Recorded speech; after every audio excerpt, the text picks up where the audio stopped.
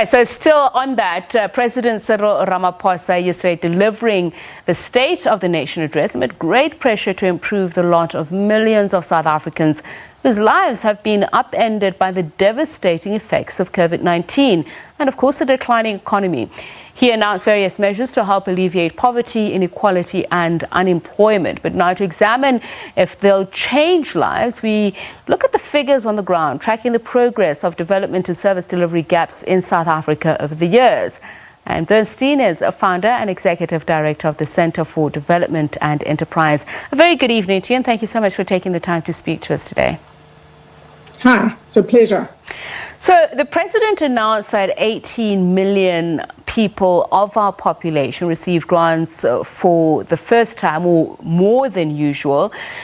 I'd like to hear your thoughts on this. Is there evidence then that the social costs of COVID-19 have some sort of relief on households, these measures that have been put in place? Look, the available evidence is that these measures have helped people. I think we're only going to know a lot more after COVID is lifted or we sort of get out of this situation. But the most important thing is that our devastating unemployment situation, about 10.3 million people pre-COVID, has got much worse. The president said 1.78 million more people were unemployed. So we're definitely over 11 million people unemployed. And this is the key thing, because this is sustainable. If you can get a job, you can get into the economy. But the kind of handouts of the 350 Rand that we've been doing is very little for people. And it's really just to help tide them over. So I don't think we should be focusing all that much there. And we'll talk about unemployment in just a moment, but I also want to look at what was a big thing, what everybody was focusing on, the vaccine rollout. The financial costs of the vaccine rollout, when we balance it, will the socio-economic fallout of those whom obviously it'll take longer, that's the majority that we're speaking of, the poor, to receive it, will that have an even greater effect on the situation we're in? Look, the most important thing South Africa has to do today is to acquire vaccines and effectively roll out the vaccinations for about 40 million people. We have to do that as fast as possible, whatever it costs. I don't think we should be debating the cost. Obviously, we don't want corruption and we want to do this as cost effectively as possible, but we can't get our economy going again and get people back to a normal life unless they're vaccinated. And I guess that's what I'm saying, is there a balance? And that's what I'm saying, is there a balance? While we're counting rands and cents and saying, well, you know, money is being wasted in the vaccine rollout, but what happens to people who are not first in line to get that vaccine in the meantime? I mean, what are their lives going to look like, those households? Well, they're going to be as they are now, very compromised. People are vulnerable to getting the disease. Many people are not working or working fully at the moment. That's why our unemployment rate is going up.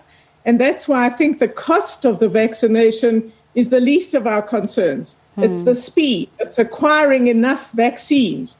And that was not all that convincing in the speech last night. Now, the president announcing the extension of the COVID-19 social grant, including the TERS scheme. So given that almost half of the households depend on grants rather than salaries, is another 3 months really going to be able to lift them out of poverty? As you say, the situation is getting worse. If we look at places like the Eastern Cape and Limpopo, I mean, a lot of those households are of single-person households, a lot of them women who've been badly affected by the loss of jobs. Look, the TERS scheme is until, I think, the end of March, and that's for people who were employed and who are not employed now because their place of employment has closed or because they can't go to work. So these are very temporary stopgaps.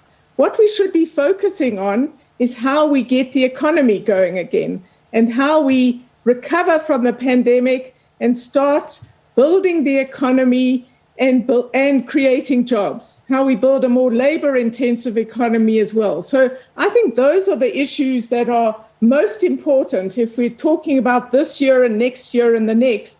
How do we get growth going again? And how is the president's economic recovery plan panning out? Is it working? Where are we? And is this going to be sufficient? Is it a credible approach to rebuilding South Africa's economy? Because you have to appreciate the crisis that we're in, where all the crises we had pre-COVID are just much worse now. So we have a massive fiscal crisis, we have an unemployment crisis, and our economy is stagnant and has shrunk, in fact, during the COVID period. So we are in deep, deep trouble, and all of this translates into a social crisis. But the only way to deal with this in a sustainable fashion is to start taking the bold steps that are needed to get our economy going again, to get investors saying, I'm going to risk money in this economy because they're not doing it now. I mean, education has suffered. So as a foundation, what should we be doing immediately? And if we're told that 84% of children in rural areas, for instance, face multidimensional poverty compared to children in urban areas, shouldn't we be segregating our policies or having that kind of lens to our approach in order to avoid cheap labor heritage and generational poverty continuing? Look, I'm very worried about education. All the international evidence shows that the kids are going to suffer for years and years and years if they're not back at school. So getting the schools open as quickly as possible is absolutely essential.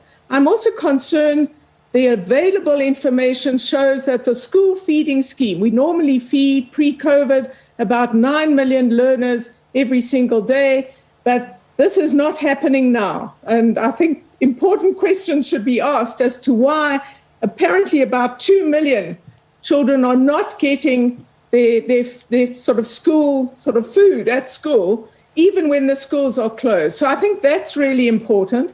We've got to get everyone back to school. We've got to do that as safely as possible. But the evidence is that people can go back to school, and we should be getting people back to school as quickly as possible. And such a pity we have run out of time, especially given the fact that we are awaiting an announcement, of course, on Sunday about the reopening of schools. But we'll have our eye on that. Thank you so much for speaking to us. And Bernstein is a founder and director of Center for Development and Enterprise.